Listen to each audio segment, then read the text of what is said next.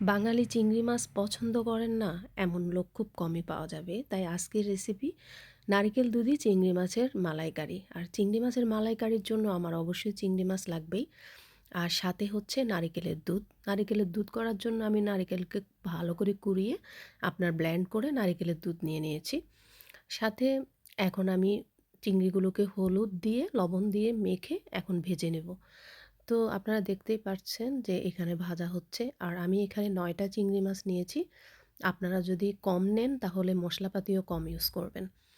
যাই হোক, বেশি একটা চিংড়ি মাছ ভাজবো না। বেশি ভাজলে চিংড়ি মাছ আপনার শক্ত হয়ে যায়, খেতে ভালো লাগবে না।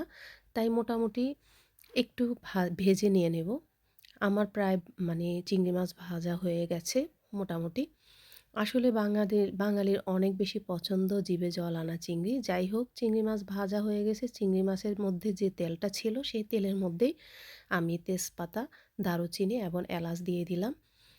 এগুলোকে আমি একটু কষিয়ে নেব। একটু কষিয়ে আমি এখানে দিয়ে দিব পেঁয়াজ বাটা। পেঁয়াজ বাটা এখানে ২ কাপ হবে। তো আপনারা যদি কম চিংড়ি নেন তাহলে কম দিলেও চলবে। আদা রসুন বাটা দিয়েছি ২ টেবিল চামচ। তারপরে আপনার স্বাদ মতো লবণ দিয়ে দিব। একটু জিরা এবং ধনিয়ার গুঁড়ো ১ টেবিল চামচের মতো। মরিচের গুঁড়া আপনারা ঝাল যেমন পছন্দ করেন তেমনই দিবেন। হলুদের গুঁড়া সামান্য, যেহেতু মাছ ভেজে নিয়েছি হলুদের গুঁড়ো দিয়ে।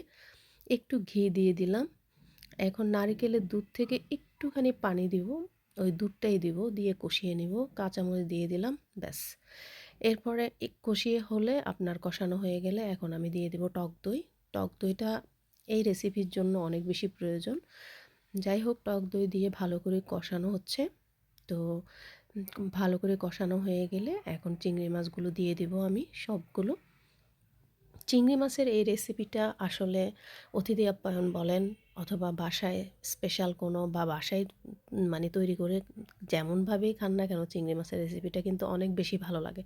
আর এইভাবে যদি রান্না করেন তাহলে আমার মনে হয় চেটেপুটে সবাই খাবে, তাই না? আর বাঙালি চিংড়ি মাছ পছন্দ করে না এটা তো খুব কম। আমার মনে হয় খুব সমস্যা না হলে খুব একটা ৯৯% মানুষই চিংড়ি মাছ পছন্দ করে, তাই না? যাই হোক, নারিকেলের দুধ যে অবশিষ্ট রয়েছে ২ কাপের মতো সেগুলো সবগুলোই দিয়ে দিয়েছি আমি, একটুকুও রাখি নাই, আপনারা দেখলেন। আর সাথে দিয়ে দিলাম আরেকটু ঘি এবং আপনার লবণটা চেক করবেন। আর হচ্ছে ১ চামচ চিনি দিয়ে দিবেন। ব্যাস, তৈরি হয়ে গেল আমার চিংড়ি মাছের মালাইকারি নারিকেলের দুধে। আর এই খাবারটা অনেক বেশি ভালো লাগে। আশা করি আপনাদের অনেক বেশি ভালো লাগবে।